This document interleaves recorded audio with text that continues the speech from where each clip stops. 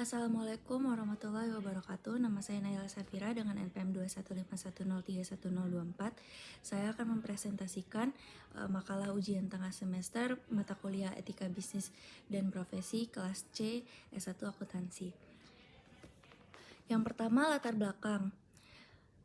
JA Saving Plan merupakan produk dari PT Asuransi Jiwasraya Persero yang berupa investasi non-unit link yang resikonya sepenuhnya ditanggung oleh perusahaan asuransi. PT Jiwasraya tidak mampu melunasi klaim polis nasabah sebesar 802 miliar pada Oktober 2018. Polis jatuh tempo semakin membengkak per akhir Desember 2019 hingga mencapai 12,4 triliun rupiah. Hal ini disebabkan oleh PT Jiwasraya yang menginvestasikan dana dari JS Saving Plan ke investasi 3 lapis. Investasi tersebut terus merosot sehingga menyebabkan kerugian pada PT Jiwasraya sehingga PT Jiwasraya tidak mampu melunasi atau membayar klaim asuransi nasabah. Kasus PT Jiwasraya juga mengarah kepada dugaan korupsi. Badan Pemeriksa Keuangan atau BPK juga merilis perkiraan kerugian negara sebesar 16,81 triliun rupiah. Dengan kerugian negara akibat investasi reksadana sebesar 12,16 triliun. Yang kedua, isi teori-teori etika. Yang pertama, teori utility. Teori utility menyatakan bahwa keputusan atau tindakan yang etis harus dibuat atau dilakukan atas dasar kepentingan bersama atau kepentingan orang banyak.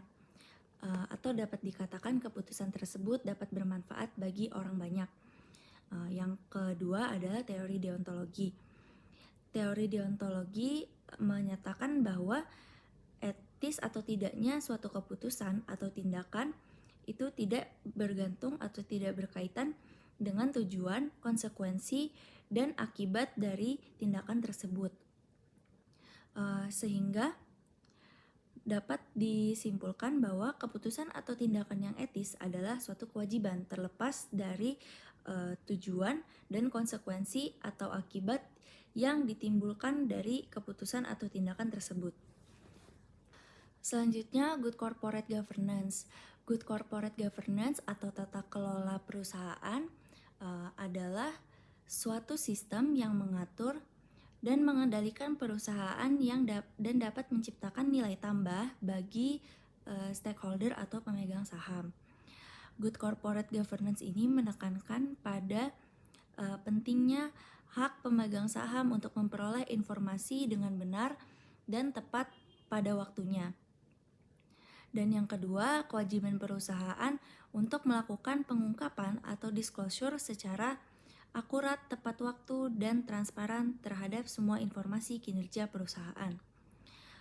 Kemudian, prinsip-prinsip yang tercantum dalam prinsip-prinsip Good Corporate Governance yang tercantum dalam Kepmen BUMN nomor 117 tahun 2002, yaitu transparansi, akuntabilitas, pertanggungjawaban, serta kewajaran.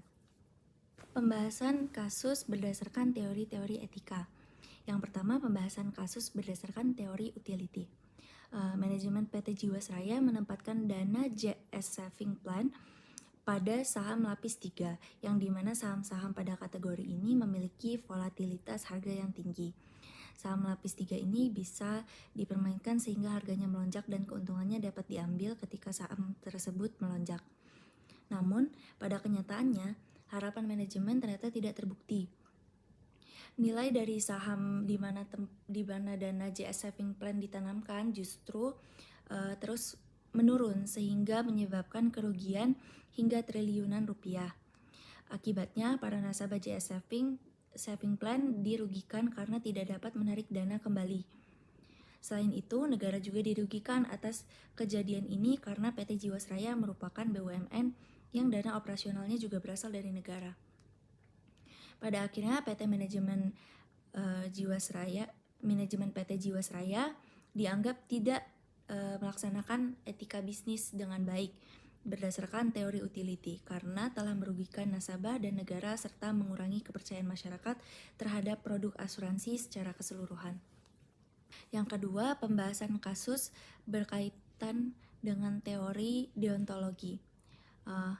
Jika ditinjau dari teori deontologi, PT Jiwasraya juga dianggap melanggar etika bisnis karena PT Jiwasraya memiliki kewajiban untuk melunasi klaim polis nasabah program JS Saving Plan. Karena menurut teori deontologi, tindakan dapat dikatakan etis apabila tindakan tersebut tidak bertentangan dengan kewajiban atau harus menjalankan kewajiban, maka PT Jiwasraya dianggap telah melanggar etika bisnis. Kemudian selanjutnya pembahasan kasus berkaitan dengan good corporate governance. Berdasarkan penjelasan mengenai good corporate governance, PT Jiwasraya tidak menjalankan good corporate governance dengan baik.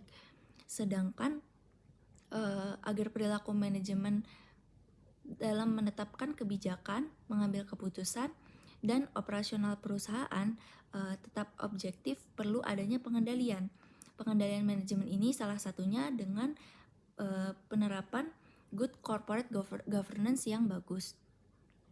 Jadi secara mendasar, kasus gagal bayarnya PT Jiwasraya ini dikarenakan penerapan good corporate governance yang masih kurang baik atau tidak sesuai dengan aturan yang sudah ada. Yang terakhir, penutup. Kesimpulannya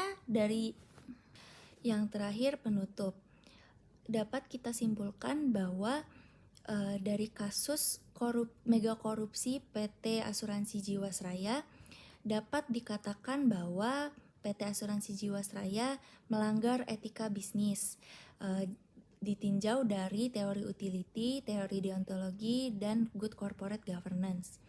Berdasarkan teori utility, PT Jiwasraya melanggar etika karena mengambil keputusan tidak berdasarkan kepada kepentingan orang banyak atau kepentingan dari nasabah JS Saving Plan. Dan yang kedua, yaitu dari teori deontologi, PT Jiwasraya tidak melaksanakan kewajibannya atau secara langsung berbuat tidak etis dengan tidak membayarkan atau tidak melunasi klaim polis asuransi JS Saving Plan. Dan yang terakhir, good corporate governance. Perusahaan PT Jiwasraya dikatakan melanggar etika karena tidak menjalankan sepenuhnya good corporate governance yang sesuai dengan aturan yang berlaku. Dan ada beberapa solusi untuk kasus PT Jiwasraya, yaitu yang pertama adalah membangun budaya perusahaan melalui contoh perilaku. Yang kedua, menerapkan material risk taker policy. Dan yang ketiga, pelaksanaan good corporate governance yang sesuai dengan aturan. Dan yang terakhir, peningkatan fungsi pengawasan perusahaan khususnya OJK. Sekian pemaparan makalah dari saya. Apabila terdapat kesalahan, saya mohon maaf, dan kepada Allah saya mohon ampun. Wassalamualaikum warahmatullahi wabarakatuh.